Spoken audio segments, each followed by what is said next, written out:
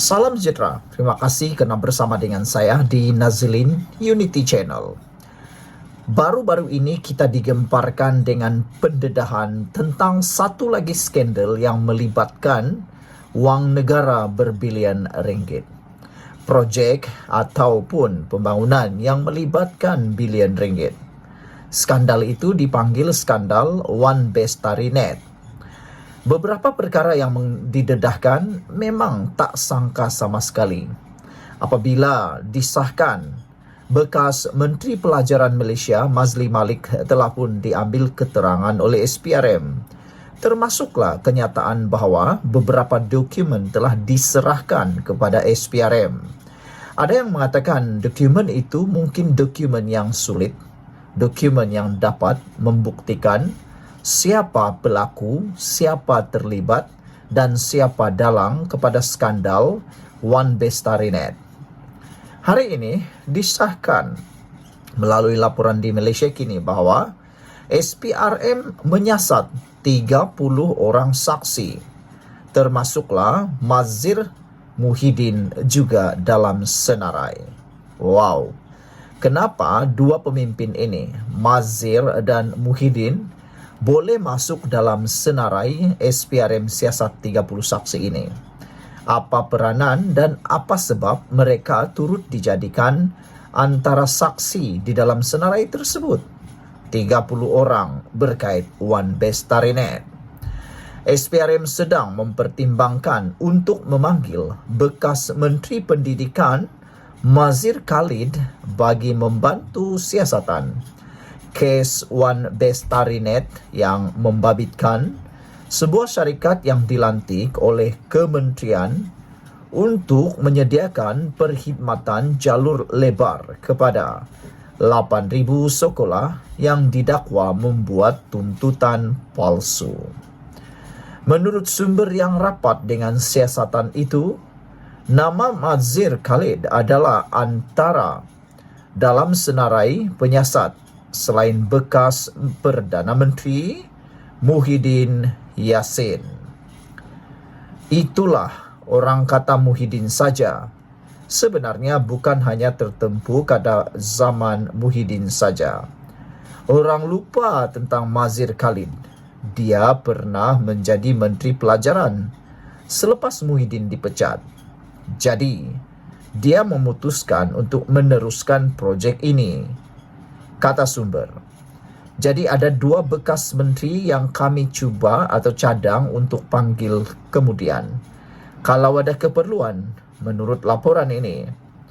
Kerana menteri adalah orang yang memutuskan perkara dasar, kata sumber itu yang enggan namanya didedahkan.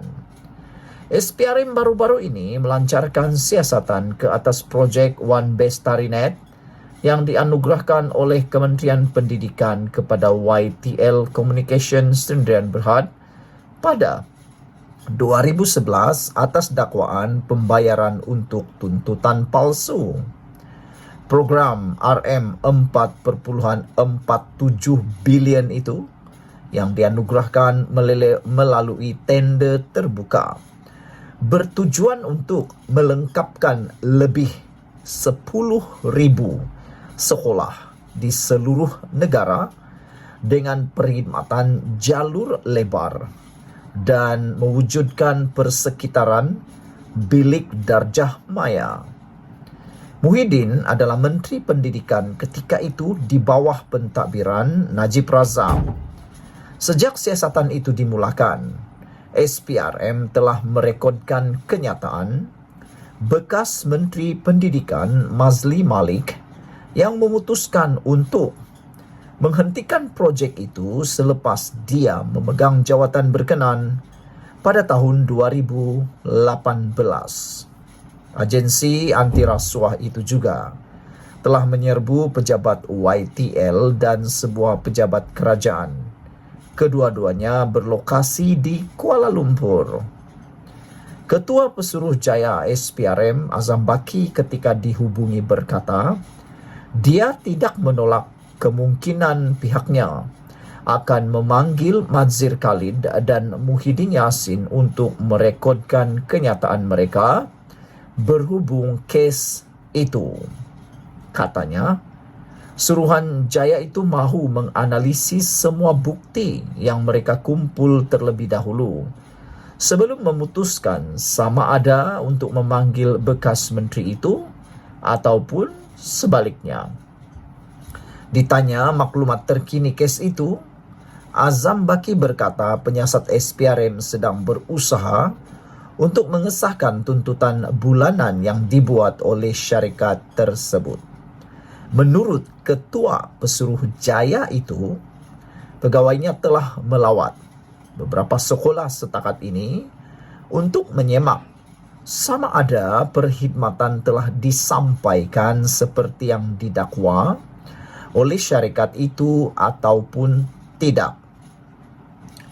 Seperti yang ditunjukkan oleh sumber kepada Malaysia Kini, difahamkan antara aspek yang diteliti SPRM ialah syarat kontrak untuk syarikat berkenan membina menara transmisi di setiap sekolah. Azam berkata, siasatan dijangka meliputi sebanyak mungkin sekolah. Dia menganggarkan proses itu akan mengambil masa sekurang-kurangnya beberapa bulan. Memetik SPRM mempunyai bilangan pegawai yang terhad dan proses penelitian yang terbabit.